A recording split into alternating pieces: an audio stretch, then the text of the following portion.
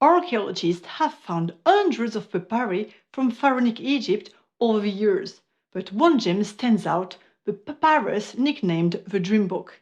It paints all sorts of scenarios, accompanied with interpretations of whether they mean good or bad things. While all of us have experienced some of the dreams described, others may be quite surprising to say the least, as we will see in this episode.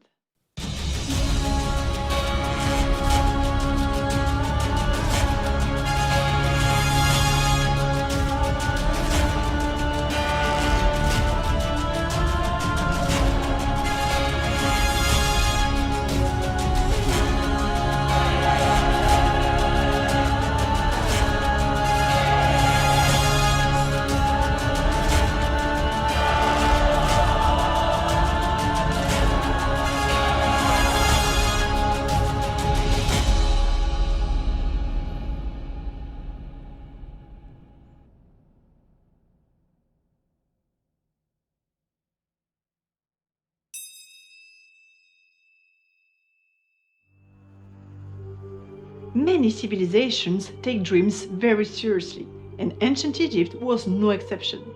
However, dreams were not always regarded in the same way over various periods. In the Middle Kingdom, for example, the few texts at our disposal seem to indicate that, as a general rule, evil forces were responsible for both dreams and nightmares, so it was best to be careful. This opinion changed during the New Kingdom.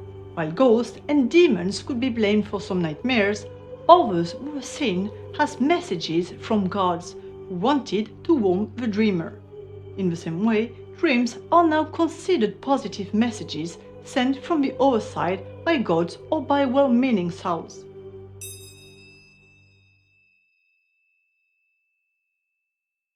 In English, we say we have a dream. By saying so, our perception of dreams is very close to what ancient Egyptians thought about dreams. Indeed, in ancient Egypt, if nobody had dreams, people saw dreams or see something in a dream.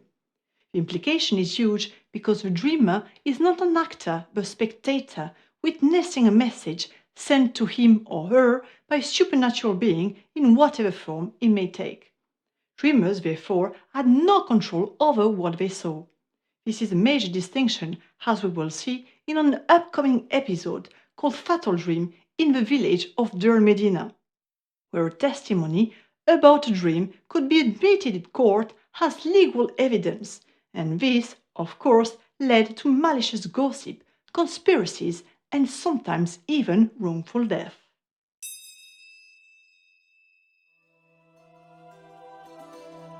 Even though various types of texts, like letters, medical magical texts, or recipes for curses mention dreams and nightmares, so far only one dream interpretation papyrus, the Chastity-3 papyrus, dates back to the era of Egyptian pharaohs. It belonged to Khenerepeshef, a scribe who lived in the workmen's village of Der Medina, before he passed it on to his wife Nonacht when he died.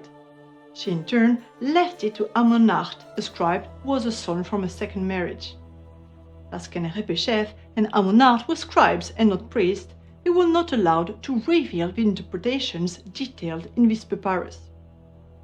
Khenerepeshef very likely copied its contents from another papyrus kept at the House of Life in the Ramesseum, an important temple located a few hundred meters away from Der Medina. He even had an impressive library, so he must have been a man of great learning. He probably wanted to copy these dream interpretations for his personal use and for his immediate family to better understand and assess the messages from the gods.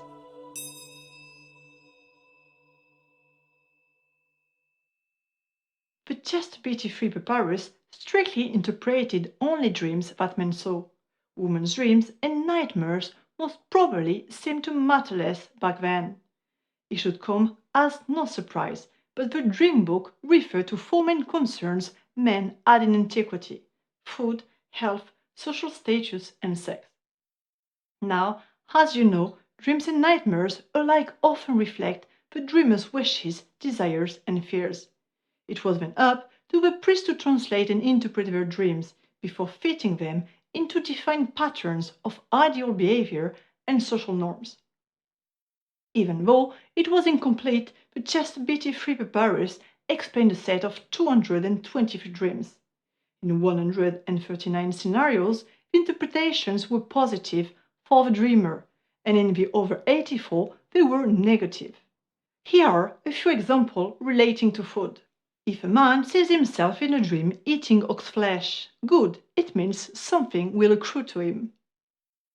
If a man sees himself in a dream eating figs and grapes, bad, it means illness. If a man sees himself in a dream drinking warm beer, bad, it means suffering will come upon him. And here are a few examples relating to the dreamer's health. If a man sees himself in a dream fetching vessels out of the water, good, it means finding increased life in his house. If a man sees himself in a dream seeing himself dead, good, it means a long life in front of him.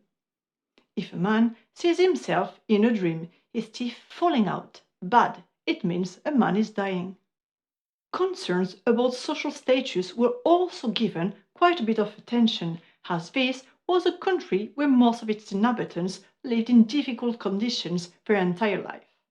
If a man sees himself eating donkey flesh, good, it means his promotion. If a man sees himself in a dream being made an official, bad, it means death is close at hand. If a man sees himself in a dream an Asiatic garment upon him, bad, it means his removal from his office. Last but not least, ancient Egyptian men inevitably had regular urges, desires, and fears of sexual nature, which the dreams reflected as well. If a man sees himself copulating with his sister, good, it means the big waving of something to him. If a man sees himself in a dream his penis becoming large, good, it means his possessions will multiply. If a man sees himself in a dream copulating with a pig, bad, it means being deprived of his possessions.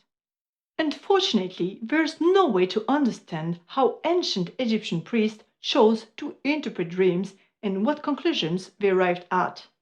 Because on one hand, priests relied on codes defined by the ancients, and on the other hand, their interpretations gave them moral influence over the person seeking their expertise. Even Freud himself, who specialized in the subconscious and wrote his own work on dream interpretation, would have had a hard time understanding the interpretations given in this papyrus.